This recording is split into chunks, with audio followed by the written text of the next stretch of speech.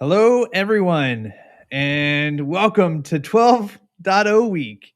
Um, for those of you who have joined us here, yes, the Striker, the Troll is here. I, Jonathan Crow, Director of Community, am here braving the bomb cyclone blizzard Mageddon storm in the northeast of the U.S. I've got some guests here with me who don't know anything about that and don't care.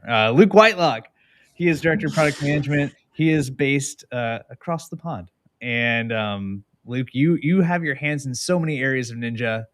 Do you want to go over some of those? I mean, we have the subject of the day, but you also have all sorts of other things too.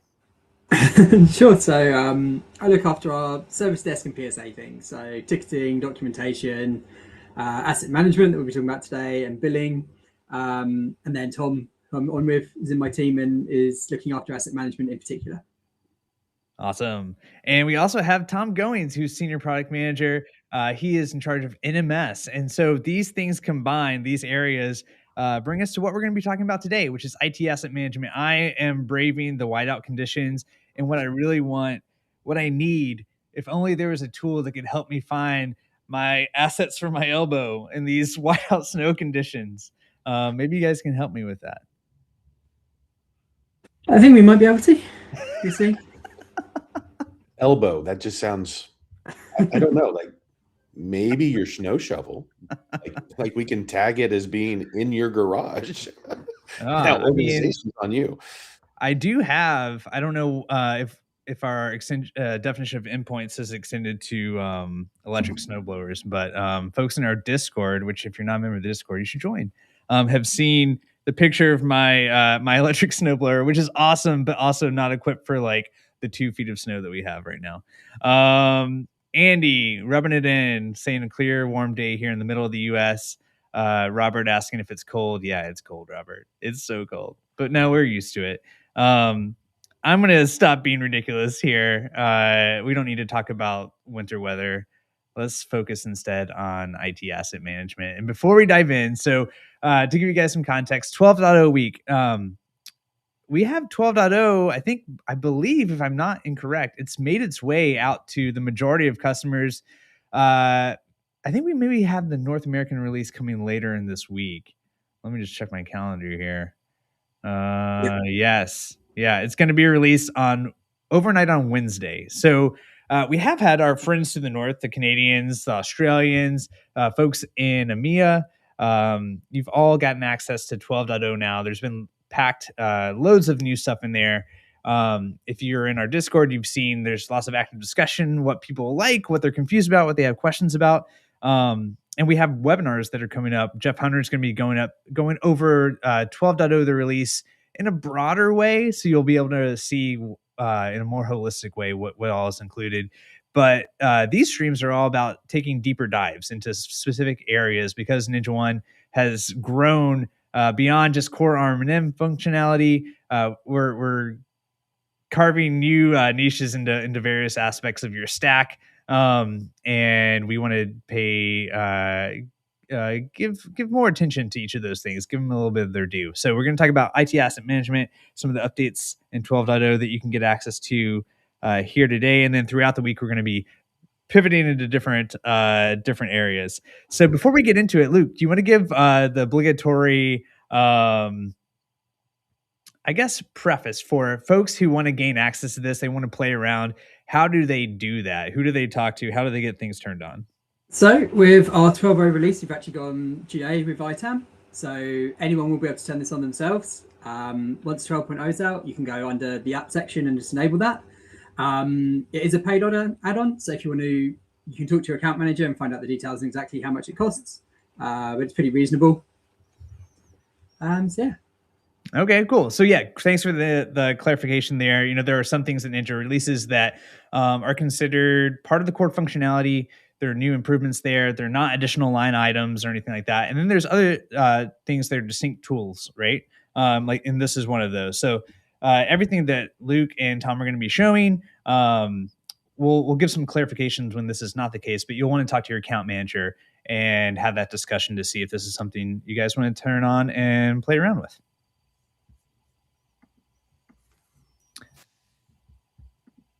Cool. And with that said, should we pull up your screen, Luke? Yep. All right, let's do it. Let's get into it. Cool. Can you see my screen? Yes. Brilliant.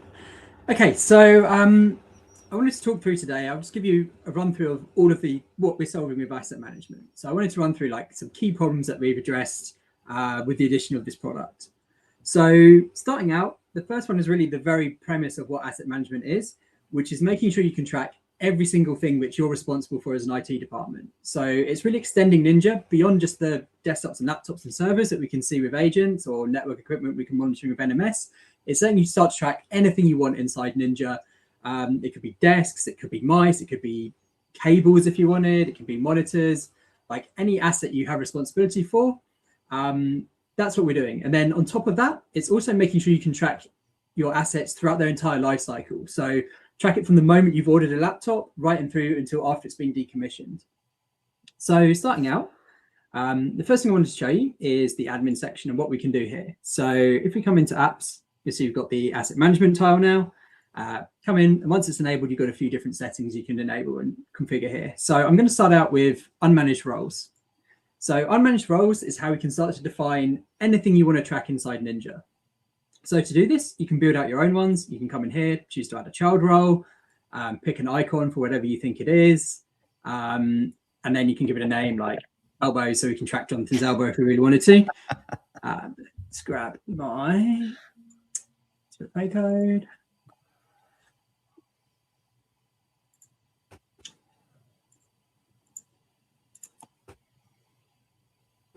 So in here, we now made a new elbow section. We can build up child roles here, and we can come in and edit this role and add any fields we want to describe it. So it's all using our custom field engine. You can come in, define fields of any type that you'd like, and build up that role exactly how you'd like it to be.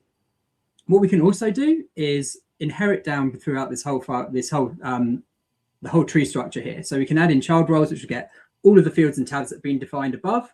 So as you go down the tree, you can get more and more fine grained to describe the exact entities you want, while keeping all the like more generic fields that you defined higher up. On top of this, we've also made this a little bit easier for you to get up and running. So under import, we've now built you some pre-built categories just to give you some idea of the things that you can track in asset management. So you can import a server infrastructure category, for example, and then bring in all those sub items as well.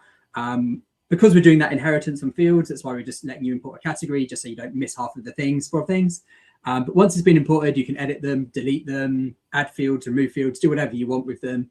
It's just really to act as like some ideas of what you can start tracking inside asset management. So the next part of that is how we can start getting devices into here. So there's a few different ways we support this today.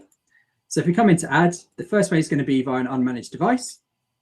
So I can choose to manually create devices here, or I can choose to do an import from CSV. So a CSV will let you download a template, populate all the fields, and then import all those devices that you filled out. Manually, it's going to let you do it inside the UI. So we try to make this as friendly as possible if you're using something like a barcode scanner to populate like serial numbers or other information. But I'm going to come in here and let's pick an unmanaged device. So let's go make an elbow. Organization, we'll put it under Luke's testing company. Here we can define warranty start and end dates. If it's something which is going to be a managed device, we can, if this will populate automatically, we can assign a user to it. Let's get something to me. We can set a status to say, is it in procurement? Is it in use? We can say, when did we purchase it? So let's say we bought it today. We can say how much we purchased it for. And then we can set an expected lifetime. So we can say, we're going to expect it's going to last 5 years. Jonathan's not particularly sturdy, so we reckon he's only got a 5-year expiry on that. And then populate the end of life date automatically. We can now give a name to it. And we can set an asset ID. So this asset ID, we can either leave it blank, and we've got some options around populating this automatically, or we could enter it manually here as an example. The serial number is going to be important when we start doing converting things from like a laptop we purchased. If we put the serial number in, we'll be able to match on it and use it in the future. What you see here, I've got this purchase department. That's one of the fields that was inherited down. So any fields which are on the default tab, I'm going to be able to fill out here as well. I also have an option to come in and create another device, which is going to use the same role and same organization. It means if you've got something like a a scanner where you want to scan the name, tab automatically to the ID, scan another barcode, tab again, enter the serial number, or then enter any other fields. We try to just keep it as quick and in line as possible to make getting that data in as easy as we can for you. So after that's created, it's going to go and create that device for me. So we now have Jonathan's elbow in the system to track. But there's another way we can get data in. So this is the first method, doing things manually. We also support doing it via the API. Yeah, and actually, Luke, let me interrupt you really quickly. Sure. A couple of things. I don't know if there's a way to, and big for Robert's size and for mine. And then, thank you. And then Stryker asked, you mentioned the API. Are all of the asset management fields already accessible through the API? Yes, there's a Dojo article already, which talks about how you can access them all, either via the API or via CLI as well. So you can also set things like the asset ID via the CLI tools. If you wanted to do something like a name-serial number, you can run an automation on your devices to populate that automatically. Sweet. I'll go grab that link to that article while you're showing option number 2. Is the size better now? I moved it to a different screen, which hopefully is a little bit bigger. I think that looks good. Okay. Cool. So moving on, the other way we've got for getting data into here is our discovered devices framework. So this is something which will let you either go off and do a network scan, or today we can do an Intune import. But the goal is we've really built it as a framework, so we'll be expanding and adding other integrations in the future here. So discovered devices, I've got a couple in here. So if you have a look, I've done an Intune import. Yeah, look here, I've got some already linked in. And we've also got the ability to do a network scan. So being able to bring devices into discovered devices is something which is just core part of Ninja. The thing where asset management comes involved is this ability to convert to an unmanaged device. So here I've got an Intune device, which I found. I'll choose to convert it to unmanaged.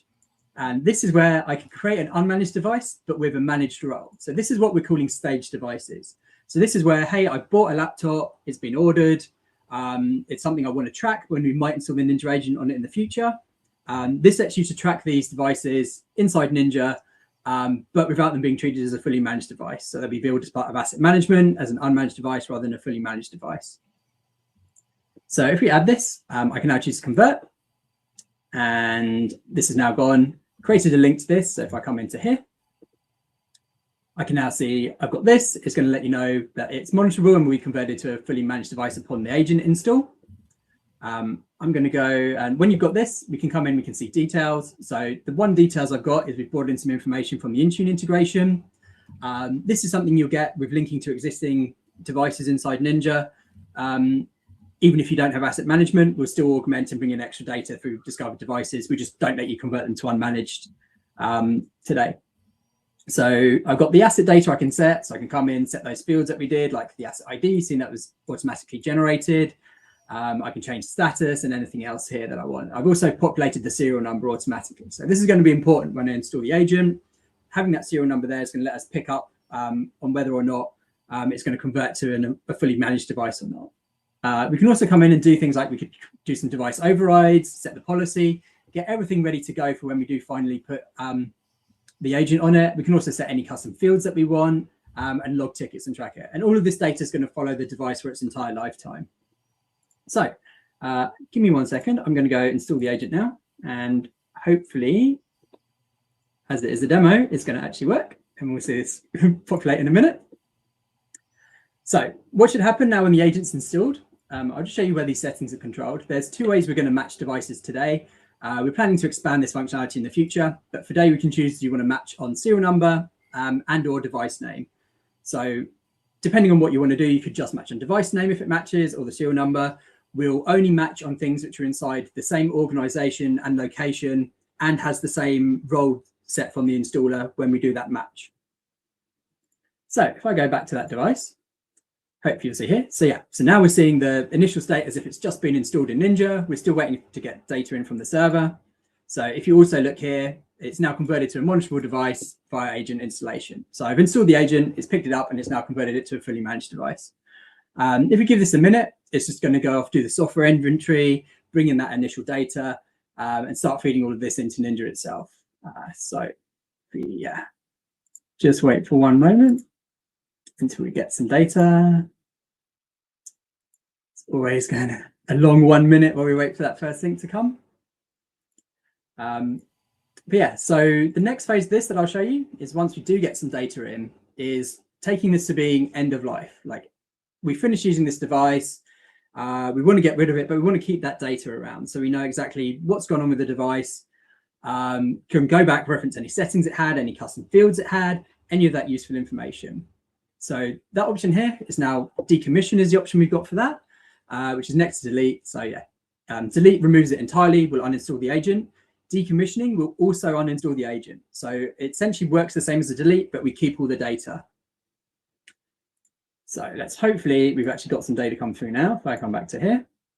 Cool, brilliant. So now we've got some data in. You'll see we've got the software inventory should be populated as well. We've got all that data collected from the device. And if you look at details, we'll have pulled in all the like hardware info as well around what the processors are, all the RAM, things like that. So if we now go and decommission this,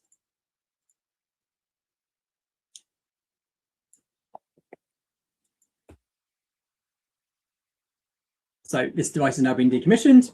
It will now update here. You see we've removed any of that live telemetry. So it's just kept the data that we had for it. You can see when it was decommissioned and by who, just so you've got that audit trail. Details, we've removed any of the live data, but kept all the like actual inventory and useful information that we got from it. Software inventory we'll have kept as well. So we can just see what was the software it had on it.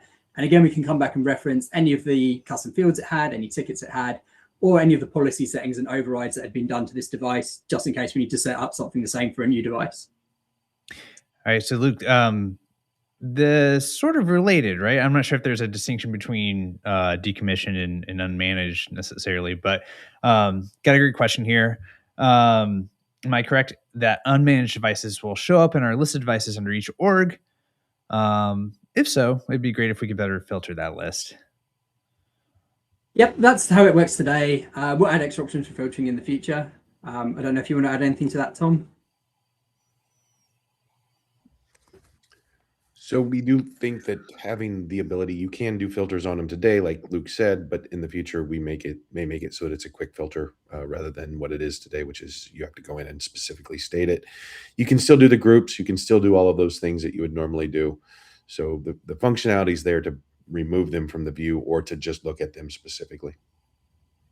Yeah, and the one thing we do filter out is decommissioned devices. So if we come into here, we've got this new lifecycle state. So by default, we're showing anything that's approved, anything that's staged. So those like devices which haven't yet had the agent installed.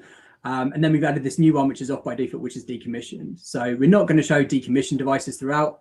We'll just show them if in the device search when you enable them here, just so you can go and reference that data. Otherwise we hide them from the rest of the system. Just because decommissioned, you don't want them showing up in your day-to-day. You just need to access them for that legacy info. Cool. So yeah, that's pretty much the core of asset management, which is the asset lifecycle stage. So we can track anything in Ninja now. We can take it all from the moment we purchased it right past the end of its active use and keep track of all that information. But that's just the start of asset management. So we've actually got a bunch of other tools and things we've added in here. So next up is the ability to manage your software licenses. So this is a key function for us we've seen, whereby being able to keep track of your renewal dates, how many licenses you're using at the moment, how many have you purchased, and that change over time, just to be able to say, hey, have we bought too many licenses? Can we save some money? Have we not bought enough licenses? Have we got a compliance risk if we get an audit? And just keeping on top of all of this. So what this looks like is we've got a bunch of different options for how to do this. So I'm going to just do a simple one called MS Paint. The license types here is where we're using the data from across Ninja. So we can either do a per device automatic, which is going to look at the data we have on your devices, which are actually managed and in use. We have the ability to do by end users, where we can map based on end user role. And yes, decommissioned devices do get billed as unmanaged devices, just so that question come in. And then the last one is custom, whereby you can just track anything. You can set your own usage and your own quantity. The idea being really this is for where we can do API integration. So we built a whole really easy to use API for software licenses to make it as easy as possible to get this information in and just give us many options around that. We also have manual options for per device and per end user, whereby you can just manually pick the devices you want. So I'm going to show you the per device one here. Publisher, we can select Microsoft vendor, we'll just select as a test one. The scope is where you can start to say, hey, do we buy licenses across every organization, or are we buying licenses just for a specific organization or even a specific location? Just to give you that fine-grained control of exactly where you want to set your license for. So we come in here and edit purchase quantity. We can say, let's say we bought 10 of these. We could add in a PO number here.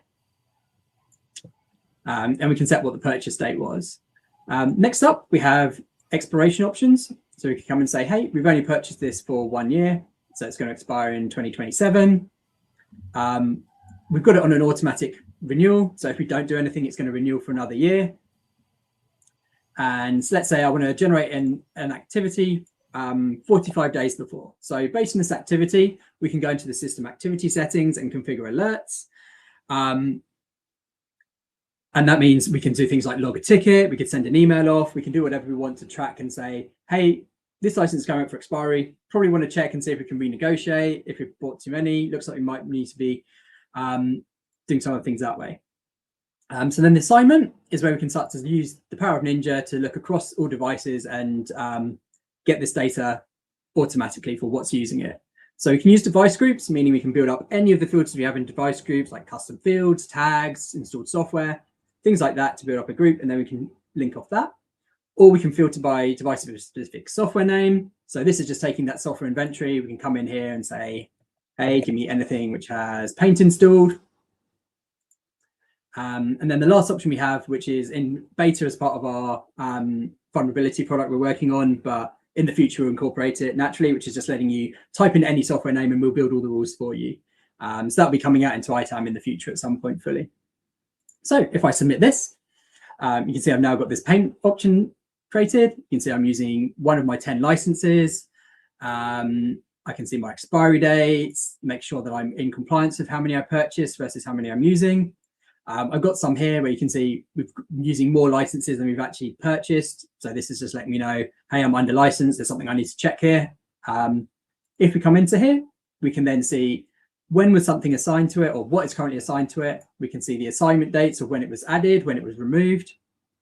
And we can also see the full purchase history, just to be able to dig in and say, hey, this is when we bought something, this is who changed it, all of that kind of info. So yeah, that's the core of software licenses. The other thing we can do here is it's part of our related item engine. So we could come in here and, for example, do attachments, upload any associated contracts, any other useful information we want to track. So yeah, that's software license management. I see we've got some questions come in, so I'll just have a quick check of those. Yeah, we got Freddie. First of all, giving you some props there. So thanks, Freddie. That's good to hear. But a question, and this is something. Speaking of MDM, we'll actually be diving. This is the 12.0 week continues tomorrow. I think it's around 12:30 Eastern, and we'll be talking about MDM. So we'll have some of the product managers from that team on to talk more. But this is a question that comes up a lot. How do you recommend deploying a macOS agent for non-NinjaOne MDM users? So more context. Once they track assets via NinjaOne, seems like an unmanaged might be the route. But I don't know. Unmanaged is exactly the right route. That's exactly what we built it for, tracking anything you want. We just build it as a flexible engine to literally let you bring in any data you want into Ninja. Tom, do you want to talk about macOS deployment? So we have a few wrong options. information. That is not my specialty. We'll save that for tomorrow. Neither is mine. We're working on, so we've got a script in the dojo where you can install it via Intune. Again, macOS deployment is not my speciality. So yeah, unfortunately I can't help too much on that one. But check the dojo because I know there's some scripts in there. Yeah, Freddie, we'll be diving deep tomorrow, and then also yeah, you should be able to find some if you poke around in the dojo. You should be able to find some documentation there. But I can drop some links into the description of this video once we're done.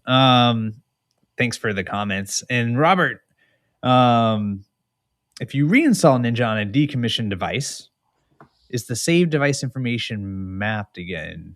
12.0, we block the reinstallation, so you'd have to delete the device if you wanted it to be re-added. Coming in 14.0, we're just working on it now, is it will put it back to being a managed device and reactivate it and keep all that information. So it is something we're working on, but today it essentially blocks it being reactivated today. To be fair, it'll also depend on if we define it as the same device. So that's the key there. Sometimes people will decommission a device as accident and want to reinstall and do the things. That's one use case. There's another use case where they decommission and something similar comes online, but they are completely different devices, whether it was for various reasons, new hardware, this, that, or the other. So it's a very specific use case that we want to play with in there, and that's what we're trying to do, is make it so that it makes sense, not just immediately do it and then you start running into this cycle. It's not the same device. It is. People get frustrated. So makes sense. So there's the last couple of bits I want to show you about asset management, which is really filling in the last problem we want to solve with this, which is all about, I've got all my data in there, but I need to know what are the dependencies, what's connected to what, how are things actually related to each other. Just to really enable you to troubleshoot things more quickly. Understand, hey, someone's phoned up, they've got a problem with their mouse. What exactly is their mouse? So what we've added as part of asset management is a thing called asset relations. So this is really taking our related items engine to the next level, letting you control and define relationships and also define them in a specific direction. So here, for example, I'm looking at my personal desktop and I can see it's connected to 2 monitors and a mouse via a connected to relationship. These relations can all be defined yourself. So if we go into asset management, come into entity relationships, this is where I can start to find them. So you can see connected to is just a one way, but we've got things like backs up and backed up, just so you can understand how are things depended, how are they related, which direction of the relation is at each side, and how are things connected that way. This all feeds into device search as well. So the other thing we've added is the ability to filter off all of this information we've got in asset management. So for example, I can come in here, see all how much things I've purchased for. A key thing I can also do is filter down to my expected end of life date. So I can come in here and say, hey, give me a report of everything which is going out of date in the next 12 months. Perhaps if I actually do a less than rather than a greater than, and give me that report of, hey, these are all the things we're going to have to replace in the next year. What do I need to budget for? What do I need to think about? What do I need to plan for? So that's the other side of asset management, really being able to get detailed information of these. CSV export is supported for the device search grid. You can also use all of this data in our new data grid reports, which I think are also in 12.0. But I'll leave that for Kite to talk about maybe later this week. Maybe not. I'm not sure if he's got a session. Yeah, I don't think he does, but I mean, I think we'll be highlighting that in some other forums in the future. Yeah, sure. We got some new improved reporting abilities where you can embed these directly into reports, so including all these fields. We also have the ability to filter off a relationship, so we can say, hey, show me everything which has got a connected to relationship to a group of something else. So I could build a group of, say, here's all my printers which have this specific make and model. Give me the list of all the computers which have them connected to, so I know where I need to go update firmware for them, that kind of thing. So yeah, I'm mindful we've got 1 minute left, so I will stop there. But that's a high level view of ITAM and a quick run through of everything we've got in there today. As with everything Ninja, we're going to keep evolving it over time, keep adding new features. Tom can probably talk to that a little bit more. So yeah, one of the things we're working towards is software utilization. So how can we figure out how much those licensed pieces of software are actually being used, and if they were last used, for a reclamation play? I think that's the biggest thing coming. We're going to improve on the relationship map. We're going to improve on the various other pieces and how things look. But I think the big one that most people are going to ask for is, give me the last use date on my software. And that's going to be coming in the, I'd say in the next quarter or two. We're starting the process on developing that today and just using the information that we know. So that's the one I'm most excited about. I need that personally too. I am wasting money off things. We're not talking about your careful now. Like Netflix's and stuff. No, not that software. Not SaaS. I think the other thing I want to mention is, and I think this is a big deal, being on the NMS side and then moving to ITAM, we built network discovery to be free. So Luke mentioned it briefly, but network discovery is now completely 100% free. You can use credentialless. You don't need to have SNMP. Go find things and then move them to unmanaged. So that's a big difference than what we were doing in the past. You needed NMS to do network discovery. Now it's just part of 12.0. So always looking for feedback on that as well. Yeah, and actually sticking with that for a second, Tom, for the folks who want to try that out, I know we're kind of going over time here, but can you give a very quick just where to go, what to do there? Yeah, I'll have my coworker Luke, aka Vanna, go up to the plus button on the upper right where it's add a new device, and then it's network discovery. There we go. Super easy to get to. Select your organization, select your location, select your probe. Yep. And then put in an IP address, any credentials you need, run discovery, save it. You can run it to be scheduled. All of these things are possible within the tool. This was our first MVP release for GA. We've got some new features coming out over the time frames. We can currently scan ranges of about 4,000 IP addresses. We're going to look at extending that too. So yeah, the first iteration of the new and improved network discovery. Amazing. And just to reconfirm for folks who I saw a few folks join late. So this is available as of 12.0. Tom, as far as you're aware, this isn't something that needs to be enabled by an account manager, or it is? Nope, it's 100% turned on for every account in 12. Sweet. And so for those of you in North America, the US, Canada, you should have already gotten access to 12.0. You'll be getting 12 Wednesday night overnight. And so you'll wake up on Thursday. You should be able to go there and start your network discovery. And Vanna Whitelock got a 10 out of 10 rating. So there's a future for you beyond Ninja. All right, before we head out, just a couple last questions that I saw. Freddie asks, is a CSV spreadsheet export supported for device or software inventory in case they have to share the data with another team? Coming soon. Not quite yet. Soon. There's also, as Robert points out, there's some scripts that can maybe help you with that. And let's see. Okay. Discovered devices again show up in the org dashboard device list? Nope, they are in their own special section. It's underneath devices discovered. This is the only place they exist. They are, until they have the status of managed device linked, they're not in the standard devices dashboard. They are in their own. So this is a separate entity within NinjaOne. All right. Very cool. And yeah, Freddie, just FYI, the link, it's actually going to be in the same YouTube page. So this is available to everybody. Anytime you want to check out some previous streams, you can go to our YouTube channel, go to live, and you'll see the recordings up there. So this one, as soon as we ended this live session, you'll see the recording available, and then it usually takes a little while for the chat to get in there too. Cool. Well, guys, thank you so much for kicking off 12.0 week. Tomorrow we're going to be back at 12:30 p.m. Eastern, talking about MDM updates, covering both Android and iOS updates, and then we're going to continue it on Wednesday at noon Eastern, talking about backup recovery. I think server boot verification. And then we're going to wrap it up on Thursday. We're going to take Friday off. But Thursday, we're going to be talking about how to turn... Luke is going to be coming back and talking about the official launch of NinjaOne PSA. So we'll see you again in a couple of days, Luke. But yeah, thank you guys, everybody. Have a great rest of your week. Thanks for joining us for the start of it. And we'll see you guys tomorrow. Take care, everybody.